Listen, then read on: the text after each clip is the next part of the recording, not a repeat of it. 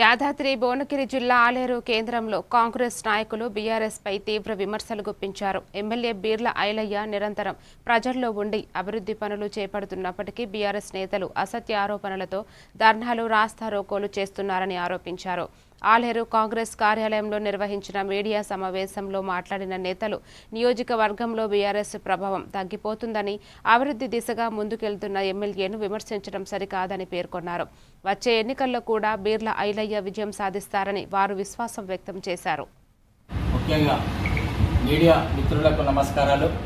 గత 2-3 రోజుల నుంచి గుట్టలో కానీ ఆలేరులో కానీ టీఆర్ఎస్ మత్తి భ్రమించి ఏం చేస్తురో అర్థం కాక మన ప్రభుత్వ విప్పు ఆలేరు ఎమ్మెల్యే బడుగు బలహీన వర్గాల ఆశాజ్యోతి అన్నా అంటే నేనున్న ఆలేరులో తెల్లారు మళ్ళీ ఆయన చేయగానే కల్లు రామచంద్రారెడ్డి వచ్చి ఆయన నేనేదో వెనుకబడిపోతానని చెప్పి ఆయన ఏదో ఒక విషయంలో చేసి వీళ్ళందరూ ప్రోగ్రామ్ చేయాలి అక్కడ చేసి ఆయనకున్న పైన దగ్గర ఎవరు వాళ్ళకి ఫోటో పెట్టుకొని వీళ్ళిద్దరు అయిపోగానే తెల్లారే మహేందర్ రెడ్డి సునీత గారు రోజుకొకటి ఎవరికి కూడా బీర్ల ఐలయ్య గారు అంటే అందరి ప్రాణాలన్నీ గమనిస్తున్నారు. ఖచ్చితంగా ఈ రోజు మీకు 50,000 కాదు, రాబోయే రోజులలో బీర్ల ఐలయ్య గారికి 75,000 మెజార్టీతో గెలిపించి మళ్ళా మీకు ఎవరికి కూడా అడ్రస్ లేకుండా చేస్తారు.